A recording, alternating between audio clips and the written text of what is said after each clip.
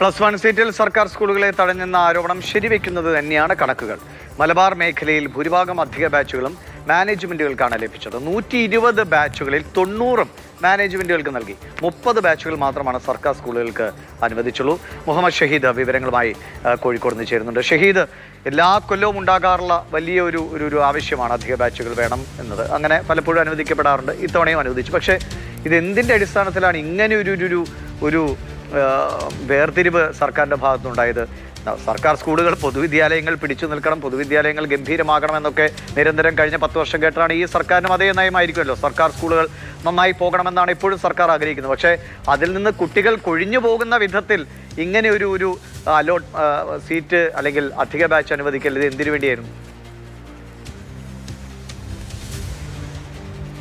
ദിവിഷ്, വടക്കൻ കേരളത്തിൽ പാലക്കാട് ഉൾപ്പെടെ മലബാറിലെ ജില്ലകളിൽ +1 സീറ്റ് ദൗർലഭ്യം ഉണ്ടാകുന്നു. കുട്ടികൾ വലിയ തോതിൽ പുറത്തു നിൽക്കേണ്ടി വരുന്നു എന്നുള്ളത് പലപ്പോഴും നമ്മൾ റിപ്പോർട്ട് ചെയ്യുന്നതാണ്. അങ്ങനെ അതത് കാലങ്ങളിൽ താൽക്കാലികമായി ബാച്ചുകൾ അനുവദിക്കുകയാണ് ചെയ്യുക. പക്ഷേ ഇത്തവണ ഇങ്ങനെ ബാച്ച് അനുവദിച്ചതിലാണ് വലിയ ഒരു പ്രശ്നം ഇപ്പോൾ ഉയർന്നിരിക്കുന്നത്. അതായത് 120 ബാച്ചുകൾ, 117 സ്കൂളുകളിലായി 120 ബാച്ചുകൾ അനുവദിച്ചതിൽ 90 ബാച്ചുകളും അനുവദിച്ചിരിക്കുന്നത് മാനേജ്മെൻറ്റ്, എയ്ഡഡ് മാനേജ്മെൻറ്റ് സ്കൂളുകൾക്കാണ് എന്നുള്ളതാണ് ഏറ്റവും പ്രധാനപ്പെട്ട കാര്യം.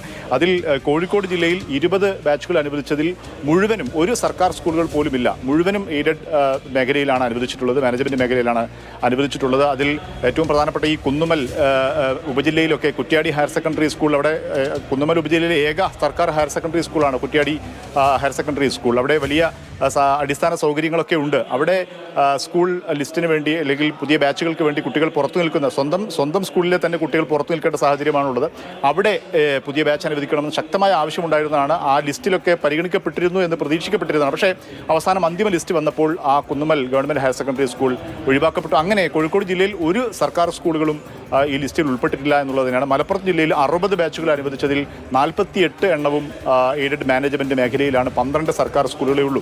ഇപ്പോൾ ഉയർന്നിരിക്കുന്ന ഒരു പ്രധാനപ്പെട്ട ഒരു പ്രശ്നം ഈ സ്കൂൾ ട്രാൻസ്ഫർ നടക്കുന്ന ഒരു സമയമാണ്. അങ്ങനെ പുതിയ ബാച്ചുകൾ, സയൻസ് ബാച്ചുകളൊക്കെ പ്രത്യേകിച്ചും അനുവദിക്കപ്പെട്ട സ്കൂളുകളിലേക്ക് കുട്ടികൾ ഈ സ്കൂൾ ട്രാൻസ്ഫർ വാങ്ങി ആ സ്കൂളുകളിലേക്ക് പോവുകയാണ്. അതായത് സർക്കാർ ഗവൺമെൻറ് സ്കൂളുകളിൽ നിന്നും കുട്ടികൾ ഇപ്പോൾ അനുവദിക്കപ്പെട്ട ബാച്ചുകൾ അനുവദിച്ച എയ്ഡഡ് മാനേജ്മെൻറ്റ് സ്കൂളുകളിലേക്ക് കുട്ടികൾ പോകുന്നു. ഇത് വിദ്യാഭ്യാസ വകുപ്പ് പ്രതീക്ഷിക്കേണ്ടതായിരുന്നു, ഇങ്ങനൊരു സാഹചര്യം ഉണ്ടാകുമെന്ന്. അതിന് സാധാരണഗതിയിൽ ചെയ്യാറുള്ളത് ഈ സയൻസ് ബാച്ചുകൾ ഉൾപ്പെടെയുള്ളവ നൽകുമ്പോൾ അത് സർക്കാർ എയ്ഡഡ് സ്കൂളുകൾക്ക് തുല്യമായി വീതിച്ചു നൽകുന്നതായിരുന്നു ഒരു രീതി താൽക്കാലിക ബാച്ചുകൾ അനുവദിക്കുന്ന സമയത്ത്. ഇവിടെ അത് അട്ടിമറിക്കപ്പെട്ടു എന്നുള്ളതാണ് ഏറ്റവും പ്രധാനപ്പെട്ട കാര്യം. ഇതിനെതിരെ വലിയ വിമർശനങ്ങൾ ഉയരുന്ന ഒരു സാഹചര്യം കൂടിയാണ്. കാരണം ഈ +1 ബാച്ചുകൾ അനുവദിക്കുമ്പോൾ അവിടെ ഒരു ക്ലാസ് അധികമായി വരികയാണ്. അവിടെ ഒരു അധ്യാപക നിയമനം, അതിന് നമുക്കറിയാം കേരളത്തിൽ രീതി അനുസരിച്ച് അധ്യാപക നിയമനത്തിന് പണം വാങ്ങുന്നൊരു സാഹചര്യമുണ്ട്.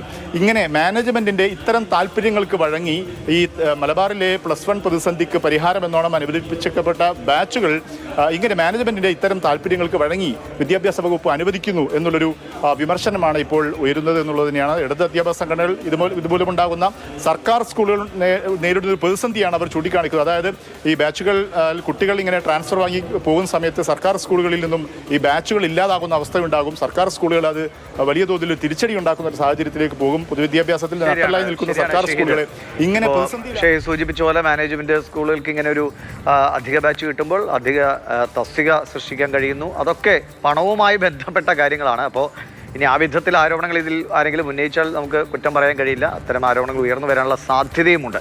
ഏതെങ്കിലും വിധത്തിൽ അങ്ങനെയുള്ള സ്വാധീനത്തിൻ്റെ ഫലമായിട്ടാണോ ഇത്രയധികം മാനേജ്മെൻറ്റ് സ്കൂളുകൾക്ക് ബാച്ച് അനുവദിച്ചു? ഒപ്പം തന്നെ സർക്കാർ സ്കൂളുകളുടെ അവിടുന്ന് കുട്ടികൾ ചോർന്നു പോകുന്ന അവസ്ഥയിലേക്ക് എന്തിന് ഇങ്ങനെ ഒരു ബാലൻസിങ് ഇല്ലാത്ത വിധത്തിൽ ബാച്ചുകൾ അനുവദിച്ചു എന്നത് ചോദ്യം ചെയ്യേണ്ട വിഷയമാണ്. അതാണിപ്പോൾ ഇടത് സംഘടനകൾ ഉന്നയിക്കുന്നത്. സർക്കാരിൻ്റെയോ അല്ലെങ്കിൽ വിദ്യാഭ്യാസ മന്ത്രിയുടെ പ്രതികരണം ഇക്കാര്യത്തിൽ വേണ്ടതുമാണ്.